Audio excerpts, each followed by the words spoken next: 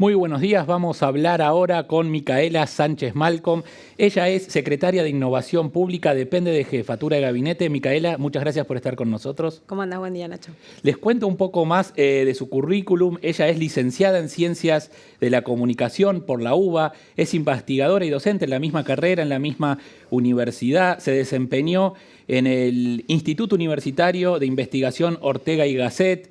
Ella también coordinó el proyecto de firma digital y gestión digital de expedientes judiciales en la Secretaría de Innovación del Consejo de la Magistratura de la Ciudad Autónoma de Buenos Aires y hoy, como les decía, se desempeña como secretaria de Innovación Pública en la Jefatura de Gabinete de Ministros.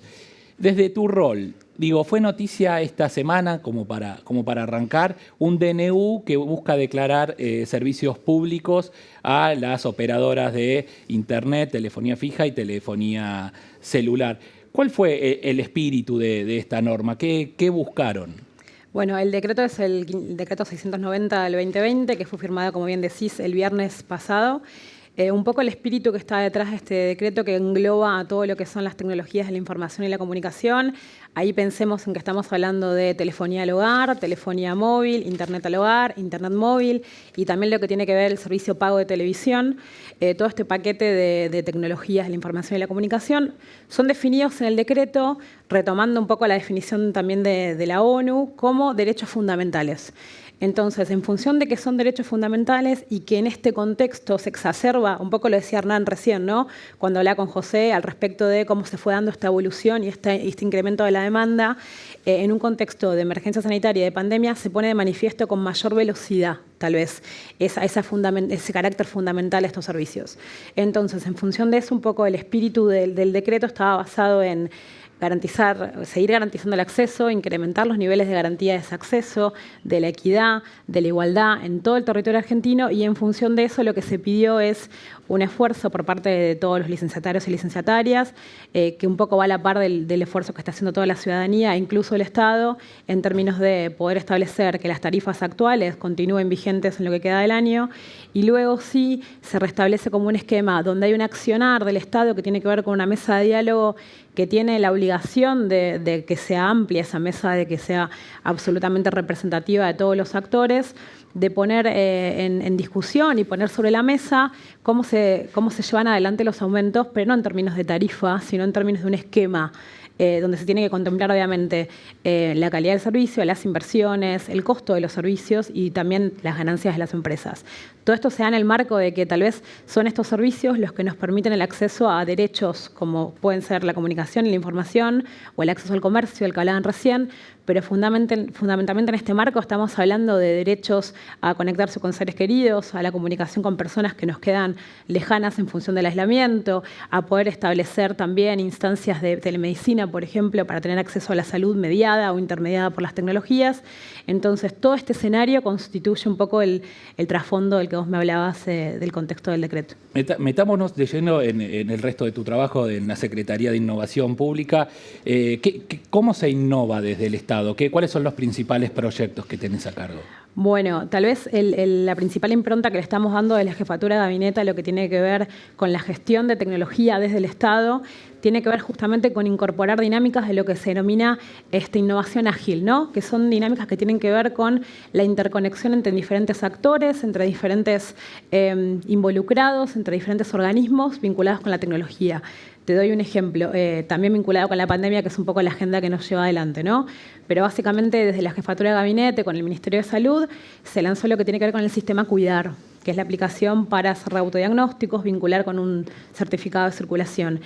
Ese esquema estuvo dado por una articulación muy fuerte entre el Estado y el privado. Han participado más de 10 empresas de las más importantes de tecnología en el país, desde Globan hasta Exacta, todas en el marco de la CESI, que han trabajado incansablemente también con el Estado, con los científicos, con el CONICET, esa articulación de actores, donde además luego se liberó el código de la aplicación, por ejemplo, que es algo que es inaudito en el Estado, que tiene que ver con la innovación, que tiene que ver con llevar y dar a conocer lo que se hace desde el Estado. Me parece que esa es la impronta en conjunto con una dinámica de datos abiertos, de haber publicado todos los datos de ATP, de estar trabajando para publicar el IFE, de estar trabajando también para publicar los datos referidos a Cuidar, a los certificados, que está ahora revisándolo la Agencia de Acceso a la Información y posiblemente el lunes ya estén publicados.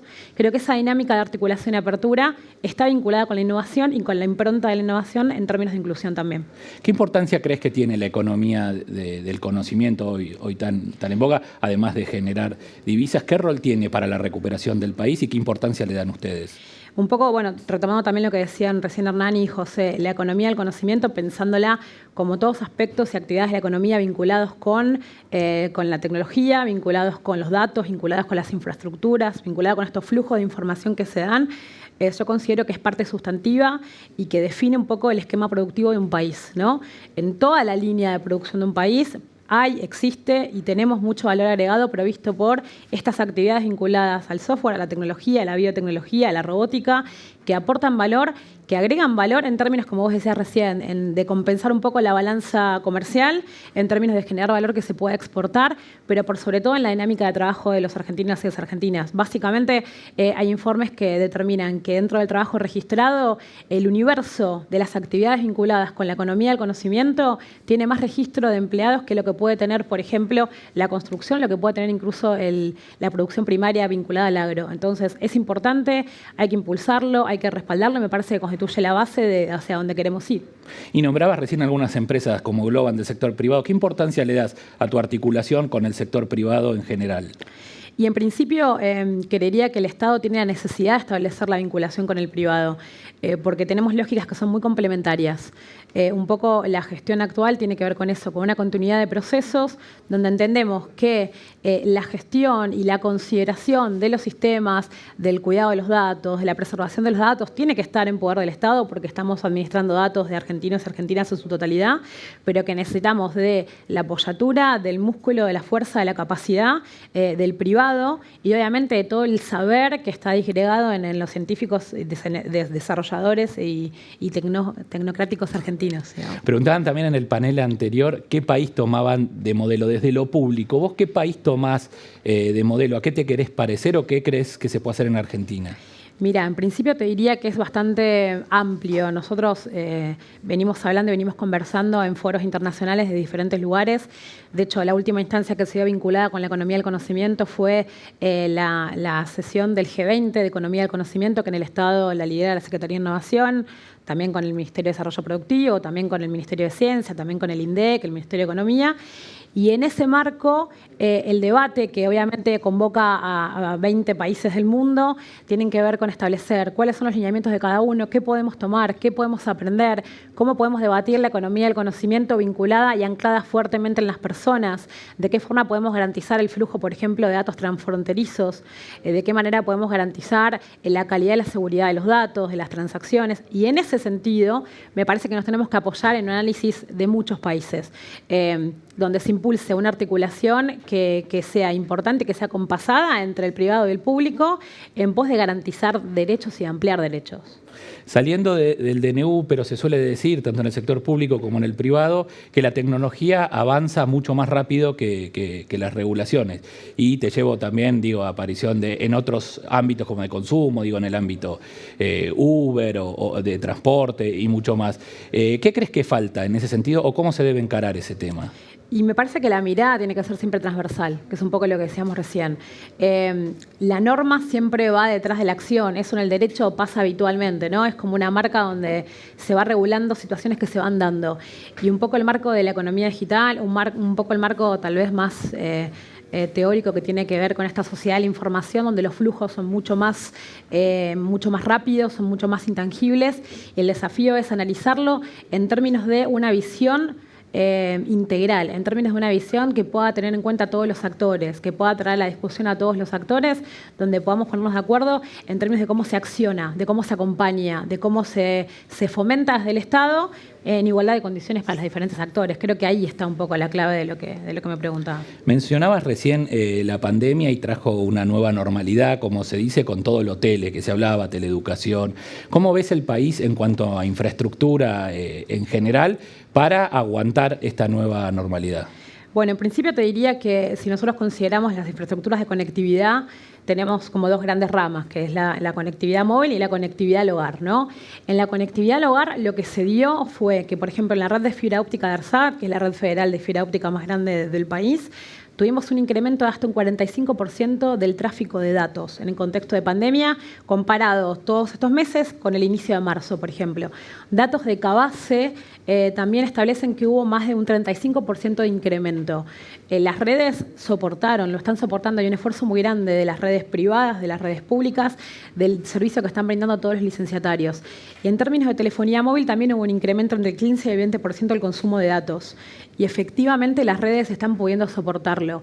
Hay estudios de Carrier, que va a participar de la jornada de hoy, que establecen que más del 75% de los argentinos y de las argentinas han tenido por lo menos una videollamada en lo que va de la cuarentena. Eso no ocurría en complemento a lo que hablábamos recién del comercio electrónico. Y la mayoría también de los argentinos utilizan más servicios en el hogar vinculados con el uso de la tecnología de la conectividad. Entonces yo creo que efectivamente tenemos una red que es robusta, que hay que seguir desarrollando, que hay que seguir impulsando, que tiene que llegar a lugares donde no llega. Ahí la política satelital, la Argentina va a tener un radio de cobertura mucho más grande en función del desarrollo del ARSAT 1, segunda generación, que está en vías de producción en INVAP. Ahí tenemos como también un laboratorio de valor agregado, de economía digital y de exportación importante. Y por otro lado, el tendido de redes desde el Estado y en charla con las empresas, que también forma parte de su inversión natural, me parece que hay que continuarla y robustecerla y nosotros acompañarla con fondos y con inversión, pero creo que ha dado muy buenas respuestas todo el universo de las telcos. El gobierno anterior le dio mucha importancia a la innovación, a la digitalización del Estado, y tu área se desprende de un desmembramiento de lo que llevaba adelante el ministro Andrés Ibarra. ¿Le estás dando continuidad a algunos proyectos de la gestión anterior? Te diría que el Estado siempre es el mismo, ¿no? Podemos cambiar los gobiernos y pueden cambiar las improntas, pero que nosotros tenemos que apoyarnos en lo que se viene haciendo y darle la entidad que nosotros consideramos que hay que darle. Entonces tenemos continuidad de varios proyectos y un poco lo que estamos poniendo de relevancia, lo que estamos poniendo sobre la mesa nosotros tiene que ver con la soberanía respecto de la administración de los sistemas. Nos interesa en la articulación con el privado poder tener nuestros propios entornos. Esto es más técnico, pero desde desarrollo hasta despliegue, hasta de control de calidad y testing, que esté adentro, que lo podamos controlar, que podamos determinar hacia dónde se va, en continuidad con lo que está, sobre lo cual hay que construir. Me parece que la base de digitalización de los estados es la base esencial que acompaña todo este proceso del cual venimos hablando. Hay que incrementarlo. Y en ese sentido venimos trabajando con municipios y con provincias, desde el Estado Nacional, teniendo la posibilidad de asistir y acompañar. Esa es un poco la lógica que estamos haciendo. Obviamente con un proceso que va agregando terminales y va agregando localidades y provincias, incorporando y cediendo también los sistemas para que esto se pueda diversificar en todo el país. Datos de diciembre de 2019 decían más o menos que hay un 83% de hogares con acceso a Internet. ¿Tenés ahí algún objetivo puntual de aumentar eso? ¿Y cómo se llega a los lugares donde todavía no se llegó? Nosotros hicimos un desmenuzamiento un poquito de esos datos. Es un tanto menor el porcentaje, pero está casi rondando el 80%, lo que implica un porcentaje de cobertura importante en el país.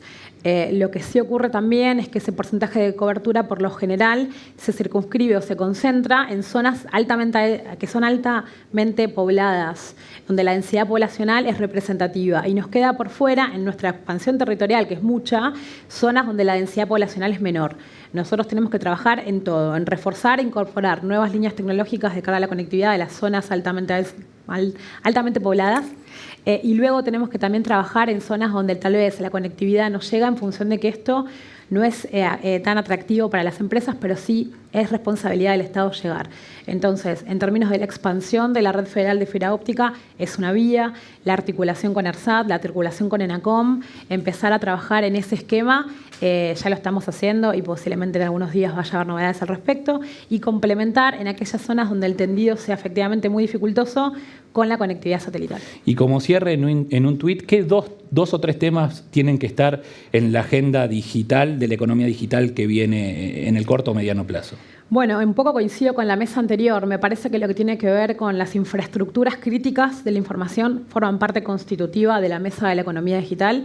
Me parece que todo el armado y la puesta en valor de una fuerza de trabajo impresionante que tiene Argentina tiene que estar puesto en la mesa de la economía digital porque efectivamente son los que van a llevar adelante las acciones y los trabajos.